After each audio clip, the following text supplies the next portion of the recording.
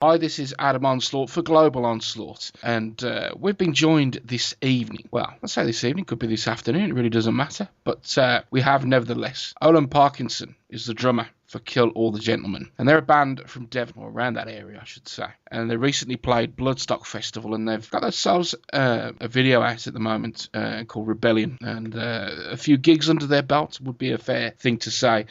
Now, I have here with me, like I said just now, we have Olan. Good evening. Good evening. How you doing? I'm very, very well. Thank you very much for getting in touch, Adam. You're welcome. Very, very welcome. Now, I've had a look into your band and sort of had a little sort of hunt around and stuff like that. And obviously, being a fairly new band, there's few bits and pieces out there, but you're still quite an enigma in terms of your profile and what you put yourselves out there as. I mean, you read your profile here, it says, obviously goes on the year 1549, 900, throats cut, the river, arterial red, the rebellion crushed. It's more of a story than an actual profile itself.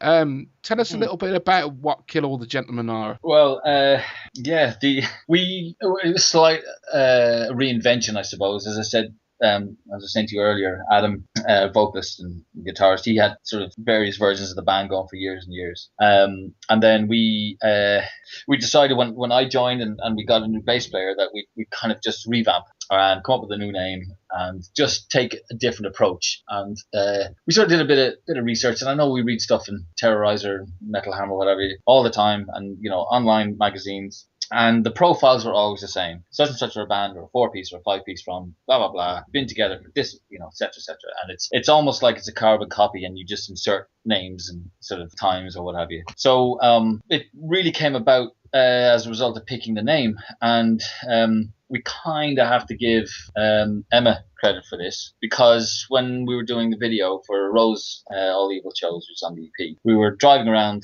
out near where some of the guys are from, near Fenny Bridges, and there's a little stone plaque, and on that is entitled The Prayer Book Rebellion. Now, without going into too much history here, the Prayer Book Rebellion involved a revolution against the King James Bible way back when, and the rebels at the time had issued a decree, and if you look it up on Wikipedia you'll see it, and the decree was called, and in amongst that, Kill All the Gentlemen. So as we were researching this Prayer Book Rebellion, because Emma had said that'd be a cool name for an album, she kind of just planted the seed a little bit. So that's where we found the name, and we were looking, I guess, for a few months trying to come up with this name, and it kept coming back to that. So then we decided, okay, this is going to be the name, so let's develop some sort of a theme behind it or whatever, and let's kind of look into that a little bit more. And there were quite a few pretty gruesome, bloody battles around Exeter involved in this rebellion. And the 1549 900 throats cut is actually historically referenced, because when the rebels were finally defeated, they were all taken to this field outside Exeter in Fenny Bridges, and every one of them had their throat slit. So that's where this comes from. So then as we were taking this name, we decided, okay, so let's develop that a little bit more. We are now, as it says, reincarnated or incarnated unclean. And we were sort of decided to go down the photographs wise and everything, taking on the whole Kill All the Gentlemen theme. So I don't know, whatever you want to call it, as it says in the thing, demons or phantoms or whatever, possession, all that sort of subject matter. Mm-hmm. And that we were carrying on this rebellion. So gentlemen can be, take it what you want, industry, record industry, just people in general, people who just don't quite get what we or metal or whatever this whole amazing thing is about, because it is amazing. It's massive. The amount of bands and just the whole genre is so huge, and yet it still hasn't ever sort of crossed over that line into the mainstream, because it doesn't really want to. No, and I don't think that's the beauty of metal, I guess. It doesn't and never will cross over to the mainstream as a whole entity itself. I mean, obviously there are a few metal bands that have had records in the UK charts or in the US Billboard charts, but generally speaking, that is not what you would say would be the main aim of metal itself. It's always been the black sheep of the music family, and thankfully will remain that way. Yeah, no, exactly. And this is sort of what we were saying. We're talking to the guys around the same time, and sort of this introduction of the mainstream King James Bible, just making everything the same, and it kind of just seemed to fit with the whole metal, what we believed sort of the whole metal ideal was about. And even look at Bloodstock, look how big that was, look how successful it is. And you look at the photographs across the board of people in the crowd or whatever, you know, just ignoring the band photos. There isn't one photograph where people don't look like incredibly happy, you know, just we're looking at our own photographs from it. And it's just group photograph after group photograph of people just having a great time. You know, I didn't see any incidents there. I'm sure there was, you know, things that happen, but nothing like you hear at some of the other festivals, you know, the non-metal festivals that have been going on this year. Yeah. There wasn't anything like that. No, it's a big, you know, so it really is. Yeah. And yeah, absolutely. And I've, you know, been around and seen it from Ireland and seen this side of it and what have you, and it's never changed. It's always been that way. And I mean, that's just amazing, you know, and long may it continue. So yeah, that's kind of in a very large nutshell where we sort of came about the name, the image, and kind of that whole persona. The rebellion is coming, time to flee, all that sort of stuff. So yeah, just it kind of took on a bit of a life of its own, and the only difficult thing is to figure out the next step, really. Well, from reading and from listening and from looking at the band itself, it seems it's kind of taken on its own life since the release of the EP, which is obviously Kill All the Gentlemen, that was released back in 2013. Since that point, the band has kind of sort of generated, like you say, from this particular historical story, taken that on, that persona, that ideal of you know, sort of trying to sort of cleanse the soul and cleanse the spirit of metal, as it were. But what happened, obviously, when you were going for your gig at Bloodstock? How did that happen? How did that come to be?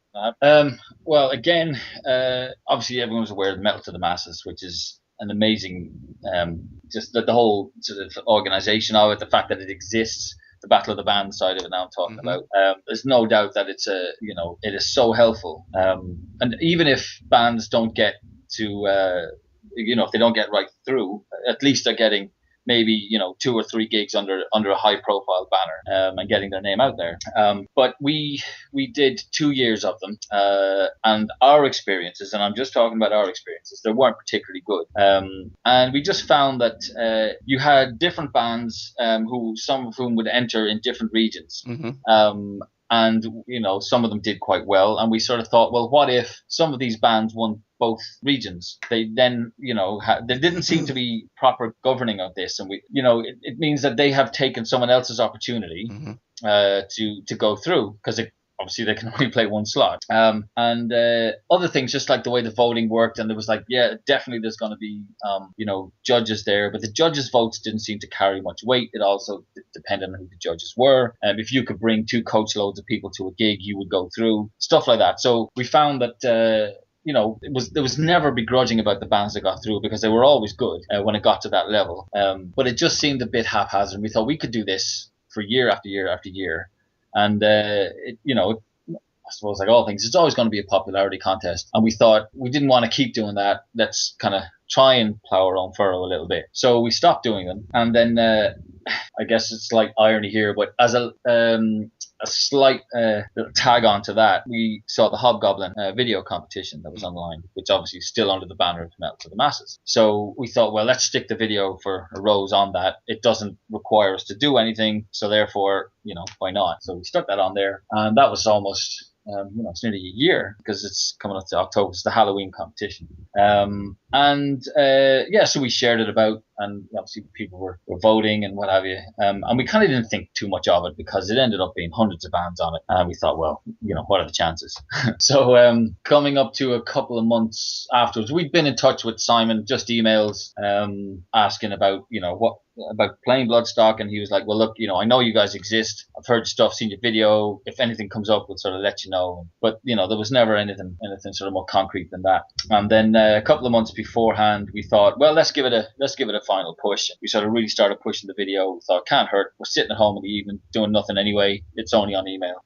So we shared it about Facebook, and next thing we knew, we got an email saying that we'd actually, well, their wording was, you've been selected.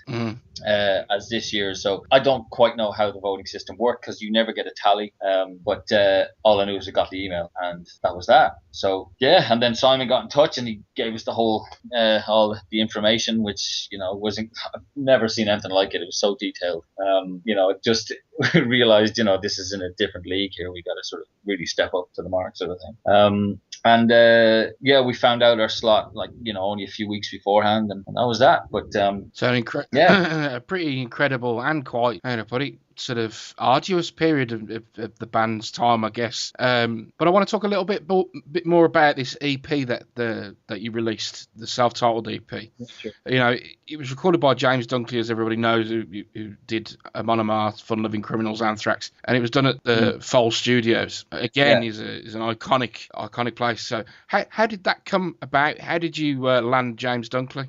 By accident. As most good things are. Without sort of talking down about James at all. I have friends who've from bands, Morning Beloved and bands like that back in Ireland, and Primordial, who've recorded with Chris Fielding when he worked there. And Chris had just done the Discarnate album that they recorded there, and we just loved the sound that came out of that. So we thought, well, that kind of what we could search, but actually it's a sound that we're after, really. So that was why we sort of booked the studio, and then we went up to see it a few months beforehand and met Dave, an incredible guy. We sat down, had a chat, cups of tea, and just really welcoming. And then he kind of mentioned, oh, by the way, Chris is gone. And we're like, oh shit, really? And he says, but it's okay. He said, I've got a replacement. It's James Dunkley. I'm like, really? Is this a permanent fixture or what? He goes, well, he's going to come down and see what the studio's like. And so I was like, right, so he's going to use us as guinea pigs, but that's okay, because obviously his engineer's got to get on with the studio, we'll have a producer. And then we had only been in touch by email before that, and then met him for the first time, first day recording. So yeah, that's how that came about. I'm not sure what, and I don't think he did anything else there afterwards. So I think we've got a bit of an exclusive there, James. A moment in time. Because he's pardon? A moment in time. Yeah, because he's gone to Europe now, so he's living over in Germany now, I think. So yeah, that's how that happened. But we were still quite keen to record with Chris. So we booked some time in Skyhammer and did Rebellion and The Deepest Depth again as a bit of a demo session. I think at the time James was really good. He kind of, because we weren't 100% sure what we wanted, so it's difficult for an engineer stroke producer to kind of work with that. So he was great. And he sort of got us a really good sound, and for somebody who was for his first time working in the studio as well, which is difficult. Chris obviously had his own studio up there, but I think what he got for suits the kind of the direction and the new tracks a bit more. Yeah. So I think we're going to be heading back to Chris' studio, to Skyhammer. Well, this is what I was coming to. When you're going to be no, at all. I think from this point, it would be fair to say, is that where you're going to go and record the album? Yes, I think so, because the new stuff that we're writing at the moment sounds really similar. It hasn't gone off on another tangent. So I think we'll re-record probably Rebellion and Deepest Depth, and we've got 4 new tracks that we're working on at the moment. We're toying with the idea maybe of taking one of the tracks off the EP, because maybe, we won't say because I'm not sure which one yet, so there's no point in saying it, but there's 1 or 2 that we think would still fit. So we don't want to just, because EPs tend to get lost, don't they? They do, yeah, especially when you bring out 1 or 2 albums, the EP tends to sort of falls back into everybody's conscience. Yeah, exactly. So if we have a track on that and, we list it, then maybe it'll some way keep the EP alive and just see sort of older tracks in terms of if we get to that stage that it's the historical side of it. So yeah, I think we'll unless something weird happens and the choice gets taken out of our hands, we'll go back to Skyhammer. And has anything come off the back of Bloodstock in terms of gig opportunities? Not yet. It's I don't know whether it's 7 days it's too soon. Out the picture. Yeah, and people are. I mean, even any of the interviews we did with people there, they haven't come up yet. So people need time to recover, don't they? And the stuff that we do have coming up, I mean, Rock and Metal Circus was sorted beforehand, and we've got a gig in the O2 in Islington, 18th of October. I was struggling to think about that. Yeah, I thought 18th of I'd October. help you out there because Yeah, I know thank when I you. speak to most Yeah, I Manchester actually City, have the can't remember. ticket sitting here. Look, there you go. My goodness, you've actually got a ticket. You bought those tickets for yourself, obviously. Yeah, well, that's the deal with the company that we're working with, Symptomatic. So you sort of buy a proportion of the tickets. It's kind of part of the deal, really, Yeah. for a band like us, anyway. Which we're more than happy to do. And yeah, as Fish said, he said like it's just really nice to see a ticket like that with our name on it. So even if we keep 30 of them and just stick them on a poster somewhere. It'd be great. It's certainly a nice little memento of the time, isn't it? I Yeah, guess. exactly. Yeah. But obviously, were you going to go back into the studio and get the album done, finalised, everything? Obviously, after that, you may be looking at touring, perhaps. Yeah, I mean, I got back into this whole game to do exactly that. It was like to do another couple of albums, to play some festivals, and to do a proper tour. I toured with a band before, but again, as usual, back of a band stuff, which is brilliant. But I'd love to, we all would love to do it proper organized. I think for every band that's out there, they'd love to do it. Exactly. It's an aspiration for all musicians. Yeah, for sure. And the whole scene has changed now. I mean, there were always buy-ons, but generally it wasn't funded by the bands themselves, or and I'm talking sort of only 10, 15 years ago, but now it all seems to be funded by the bands, and they're sometimes asking astronomical prices, and you've got to really be careful because for the bigger bands even, it's so expensive to tour now, that they're offering buy-ons and with very little return on it, if you know what I mean, in terms of exposure. Well, they're kind of. So you're not allowed to sell your merch in the same place, or. I was about to say that they usually sort of, you have to sell your merch to make any kind of money, but even with that, it's restricted now, isn't it? Yeah, I'm hearing that a lot. That you're not allowed to do that, or your set times are just ridiculous, and you have to be really careful. So in theory, it sounds great, but if some band's asking you for 10 grand to buy onto a tour, you really have to think about it. So I don't know where it's going to come from. And we just kind of keep sort of plugging away, keeping our ear to the ground. But we've no doubt that it'll happen. It's just a question of when and with whom. So so that'll be the next thing, I guess. As you said, now that Bloodstock's over, and we obviously look forward to the next thing. We're really grateful to Rock and Metal Circus because obviously they were there before Bloodstock were for us. They offered us the slot, so we're really looking forward to that. And it's festivals like that. Bloodstock was like that many years ago. And so on. So you never know where these festivals are going to go. So so that'll be cool. But yeah, I think longer term, we're definitely getting out and doing a proper tour with the album would be amazing. So we're really catching you here at the inception of the band, then I guess it would be a fair thing to say, right at the beginning. Yeah, we're sort of.